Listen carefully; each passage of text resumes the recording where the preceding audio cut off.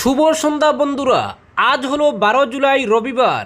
আজকের সন্ধ্যার বিশেষ বিশেষ খবর হলো শিলচরে নারী পাচার ও দেহ ব্যবসার অভিযোগে পলাতক 2 স্পা মালিক গ্রেপ্তার।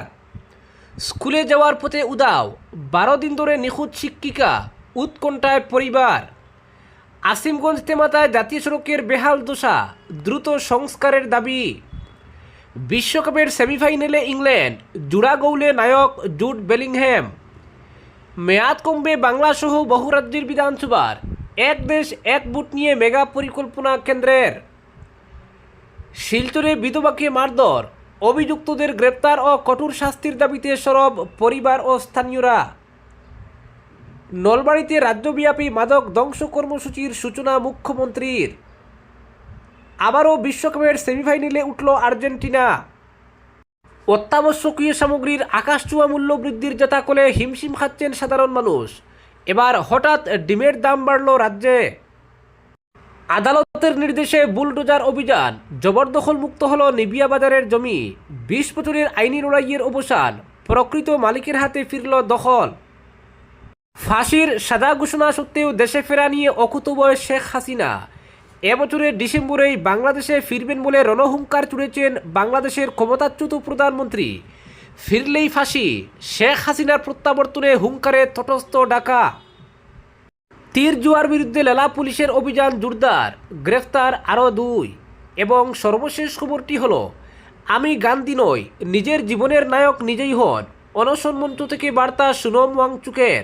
এবারে শুনুন বিস্তারিত খবর। শিলচরে নারী পাচার চক্র পরিচালনা ও দেহ ব্যবসার অভিযোগে দীর্ঘদিন পলাতক থাকা 2 অভিযুক্তকে গ্রেপ্তার করেছে পুলিশ। ধৃতরা হলেন রোহিত দেবনাথ এবং রূপালী দাস। কাছাড়ের অতিরিক্ত পুলিশ সুপার মানস শইকিয়া জানান, শনিবার রাতে শিলচর পুলিশ বিশেষ অভিযান চালিয়ে 2 অভিযুক্তকে গ্রেপ্তার করতে সক্ষম হয়। পুলিশের দাবি, লটা স্পার মালিক রোহিত দেবনাথ এবং লাভলি স্পার মালিক রূপালী দাস অভিযানের পর থেকেই 2 জন আত্মগোপনে ছিলেন। অবশেষে শনিবার রাতের বিশেষ অভিযানে তাদের গ্রেপ্তার করা হয়। পুলিশ জানিয়েছে, ধৃতদের জিজ্ঞাসাবাদ করে এই চক্রের সঙ্গে জড়িত অন্যদের শনাক্ত করতে তদন্ত আরও জোরদার করা হয়েছে। উল্লেখ্য, গত 26 জুন শিলচর ক্লাব রোডের একটি বাণিজ্যিক ভবনে অবস্থিত লাভলি স্পা এবং লটা স্পাতে একযোগে অভিযান চালিয়ে 28 জন যুবতীকে আটক করে কাছাড় পুলিশ। দীর্ঘদিন ধরে ওই 2 স্পা সেন্টারে মাসাজ পরিষেবার আড়ালে অসামাজিক কার্যকলাপ এবং দেহ ব্যবসা পরিচালিত হওয়ার অভিযোগ উঠেছিল। একাধিক অভিযোগ ও গোপন তথ্যের ভিত্তিতে রাতে পুলিশ সেখানে হানা দেয়। অভিযানের সময় স্পা সেন্টার 2টি থেকে 28 জন যুবতীকে আটক করা হয়। তবে 2টি সেন্টারের মালিক পলাতক ছিল। শেষমেশ পুলিশের জালে ধরা পড়ে 2 জন। পরবর্তী খবরটি হলো স্কুলে যাওয়ার পথে উধাও 12 দিন ধরে নিখোঁজ শিক্ষিকা, উৎকণ্ঠায় পরিবার। স্কুলে যাওয়ার উদ্দেশ্যে বাড়ি থেকে বেরিয়ে 12 দিন ধরে নিখোঁজ 22 বছরের এক স্কুল শিক্ষিকা। ঘটনাটি কাছাড়ের কাটিগোড়ায়। নিখোঁজ শিক্ষিকার নাম দিশা সঞ্জয় দাস। তিনি গোবিন্দপুরের বাসিন্দা এবং চৌরঙ্গি এলাকার একটি বেসরকারি স্কুলের শিক্ষিকা। পরিবারের দাবি, গত 30 জুন সকালে স্কুলে যাওয়ার উদ্দেশ্যে বাড়ি থেকে বের হন দিশা। এরপর আর বাড়ি ফেরেননি। বহু খোঁজাখুঁজির পরও তার কোনো সন্ধান না মেলায় গত 1 জুলাই কাটিগোড়া থানায় নিখোঁজ সংক্রান্ত এজাহার দায়ের করেন তার মা মালতী সঞ্জয় দাস। রবিবার 11 দিন পেরিয়ে গেলেও দিশার কোনো সন্ধান না মেলায় উদ্বেগে পরিবার। দিশাকে কেউ কোথাও দেখতে পেলে নিকটবর্তী থানায় অথবা 8450999095 ও 7045999096 নম্বরে যোগাযোগ করার জন্য কাতর আবেদন জানিয়েছেন তার বাবা সঞ্জয় দাস। পরবর্তী খবরটি হলো শ্রীভূমি জেলার আসিমগঞ্জ তেমাতায় 8 নম্বর আসাম ত্রিপুরা জাতীয় সড়কের বেহাল অবস্থার কারণে চরম ভোগান্তির শিকার হচ্ছেন সাধারণ মানুষ। সড়কের বিভিন্ন স্থানে বড় বড় গর্ত সৃষ্টি হওয়ায় সামান্য বৃষ্টিতেই সেগুলো পানিতে ভরে ছোট পুকুরের রূপ নিচ্ছে। ফলে কোথায় রাস্তা আর কোথায় গর্ত তা বোঝা কঠিন হয়ে পড়ায় প্রতিদিন জীবনের ঝুঁকি নিয়ে চলাচল করতে হচ্ছে মোটরসাইকেল, অটোরিকশা, যাত্রীবাহী বাস, পণ্যবাহী ট্রাক, স্কুল গাড়ি ও অ্যাম্বুলেন্স সহ বিভিন্ন যানবাহনকে। স্থানীয়দের অভিযোগ, দীর্ঘদিন ধরে সংস্কারের অভাবে আসিমগঞ্জ তেমাতার এই অংশ কার্যত মৃত্যুফাঁদে পরিণত হয়েছে। বর্ষাকালে পরিস্থিতি আরও ভয়াবহ হয়ে ওঠে। গর্ত এড়াতে গিয়ে অনেক সময় যানবাহন বিপরীত লেনে চলে যেতে বাধ্য হয়। দুর্ঘটনার আশঙ্কা বাড়ছে। ইতিমধ্যে একাধিক ছোট বড় দুর্ঘটনা ঘটলেও স্থায়ী সংস্কারের উদ্যোগ নেওয়া হয়নি বলে অভিযোগ উঠেছে। এলাকার ব্যবসায়ীদের দাবি, ভাঙ্গাচুরা রাস্তার কারণে প্রায়ই তীব্র যানজটের সৃষ্টি হচ্ছে। ধুলো কাদা ও জলাবদ্ধতার কারণে ব্যবসা বাণিজ্য ক্ষতিগ্রস্ত হচ্ছে।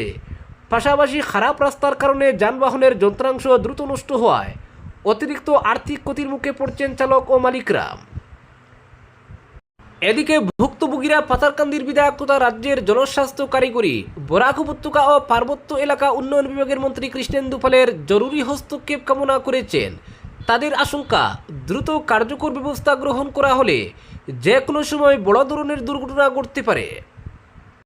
পরবর্তী খবরটি হল, সমাজের জন্য মারণবেদী হয়ে ওঠা মাদকের বিরুদ্ধে শূন্য সহনশীল অর্থাৎ জিরো টলারেন্স নীতি আরও কঠোরভাবে বাস্তবায়নের লক্ষ্যে আসাম সরকার রাজ্য জুড়ে বৃহৎ মাদক ধ্বংস কর্মসূচি শুরু করেছে। আজ নলবাড়ির দৌলাশালস্থিত 14তম আসাম পুলিশ ব্যাটালিয়ন ক্যাম্পাসে এই রাজ্যব্যাপী কর্মসূচির আনুষ্ঠানিক উদ্বোধন করেন মুখ্যমন্ত্রী হিমন্ত বিশ্ব শর্মা। এ উপলক্ষে আজ কেন্দ্রীয় সরকারের সহায়তায় নির্মিত নিরাপদ মাদক ধ্বংসকরণ কেন্দ্রেরও উদ্বোধন করেন মুখ্যমন্ত্রী। পরে প্রতীকীভাবে রোড রুলার চালিয়ে মাদক ধ্বংস কার্যক্রমের সূচনা করেন তিনি। আসাম পুলিশের বিভিন্ন অভিযানে বাজেয়াপ্ত করা প্রায় 472 কোটি টাকা মূল্যের বিপুল পরিমাণ মাদকদ্রব্য আগামী প্রায় 10 দিনের মধ্যে ধ্বংস করা হবে। ধ্বংসের তালিকায় রয়েছে হেরোইন, গাঁজা, কফ সিরাপ, আফিম, মরফিন ও কোকেন সহ বিভিন্ন ধরনের মাদক। একই সঙ্গে রাজ্যের প্রতিটি জেলায়ও সমান্তরালভাবে মাদক ধ্বংস অভিযান পরিচালিত হচ্ছে বলে সরকার জানিয়েছে। মুখ্যমন্ত্রী হিমন্ত বিশ্ব শর্মা বলেন, সমাজকে মাদক মুক্ত করতে আসাম সরকারের অভিযান কোনোভাবেই থেমে থাকবে না। ভবিষ্যতে আরও কঠোর পদক্ষেপের মাধ্যমে মাদক বিরোধী অভিযান জোরদার করা হবে এবং এই বিষয়ে সরকারের শূন্য সহনশীল নীতি অব্যাহত থাকবে। পরবর্তী খবরটি হল, বিশ্বকাপের কোয়ার্টার ফাইনালের শেষ ম্যাচে রুদ্ধশ্বাস লড়াইয়ের সাক্ষী থাকলেন ফুটবল প্রেমীরা। ভারতীয় সময় আজ সকাল 6:30 কানসাস সিটি স্টেডিয়ামে মুখোমুখি হয়েছিল আর্জেন্টিনা ও সুইজারল্যান্ড। নির্ধারিত সময়ের নাটকীয় লড়াই শেষে অতিরিক্ত সময়ে জোড়া গোল করে 3-1 ব্যবধানে জয় তুলে নিয়ে সেমিফাইনালে জায়গা নিশ্চিত করল লিওনেল মেসির আর্জেন্টিনা। ম্যাচের শুরু থেকেই আক্রমণাত্মক ফুটবল খেলতে থাকে আর্জেন্টিনা। 10 মিনিটেই কর্নার থেকে লিওনেল মেসির নিখুঁত ক্রসে অ্যালেক্সিস ম্যাক অ্যালিস্টার দুর্দান্ত হেডে বল জালে জড়িয়ে দলকে 1-0 ব্যবধানে এগিয়ে দেন। গোলের পর ব্যবধান বাড়ানোর লক্ষ্যে একের পর এক আক্রমণ চালায় আর্জেন্টিনা। অন্যদিকে সুইজারল্যান্ডও পাল্টা আক্রমণে বেশ কয়েকটি সুযোগ তৈরি করলেও প্রতিবারই দুর্দান্ত সেভ করে দলকে ভরসা দেন গোলরক্ষক এমিলিয়ানো মার্টিনেজ। প্রথমার্ধে আর কোনো গোল না হওয়ায় 1-0 ব্যবধানে বিরতিতে যায় আর্জেন্টিনা। দ্বিতীয়ার্ধে বদলে যায় ম্যাচের চিত্র। সুইজারল্যান্ড আক্রমণের জাত বাড়িয়ে আর্জেন্টিনাকে চাপে ফেলে 67 মিনিটে রিকার্ডো রড্রিগেজের সঙ্গে দারুণ 1-2 পাস খেলে বক্সে ঢুকে এন্দুয়ে ঠান্ডা মাথায় মার্টিনেজকে পরাস্ত করে সমতায় ফেরান। এরপর দুই দলই একাধিক সুযোগ পেলেও গোলের দেখা পায়নি। ম্যাচের গুরুত্বপূর্ণ মুহূর্ত আসে সুইজারল্যান্ডের ব্রিল এম্বোলোর লাল কার্ডে।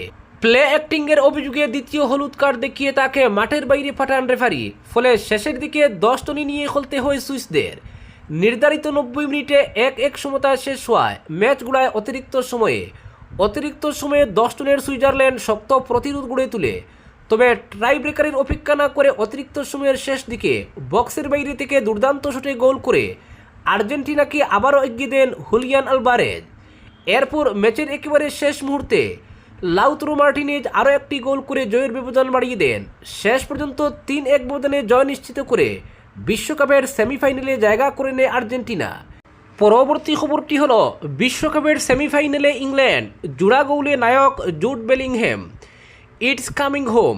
বিশ্বকাপ ট্রফির স্বপ্নে আবারও উচ্ছ্বসিত গোটা ইংল্যান্ড।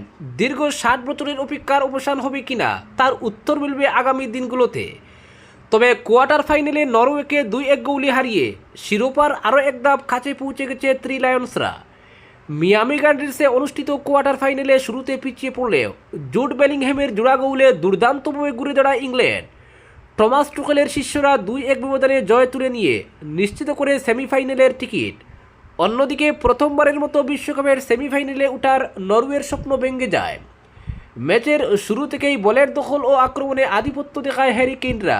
তবে 34তম মিনিটে পাল্টা আক্রমণ থেকে আন্দ্রিয়াস শেলদেরুপের দুর্দান্ত গোলে 1-0 ব্যবধানে এগিয়ে যায় নরওয়ে।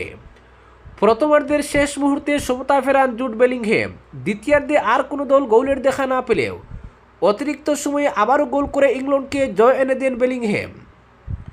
জোড়া গোলের সুবাদে বিশ্বকাপে ইংল্যান্ডের হয়ে বেলিংহ্যামের মোট গোল সংখ্যা দাঁড়িয়েছে 7। পরবর্তী খবরটি হলো অত্যাবশ্যকীয় সামগ্রীর আকাশছোঁয়া মূল্য বৃদ্ধির জাতাকলে হিমশিম খাচ্ছেন সাধারণ মানুষ।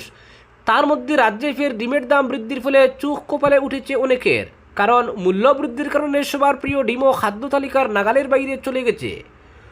প্রতি প্লেট ডিমের মূল্য 1 লাফে 30 টাকা বেড়ে গিয়েছে।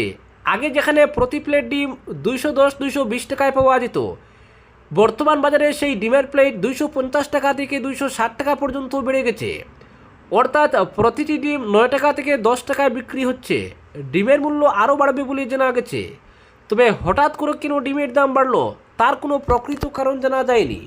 তবে একাংশের মতে উৎপাদন হ্রাস পেয়েছে, অত্যাধিক গরমে মুরগির মৃত্যু হচ্ছে, ফলে বাজারে ডিমের সংকট দেখা দিয়েছে। পরবর্তী খবরটি হলো আদালতের নির্দেশে বুলডোজার অভিযান, জবরদখল মুক্ত হলো নিবিয়া বাজারের জমি।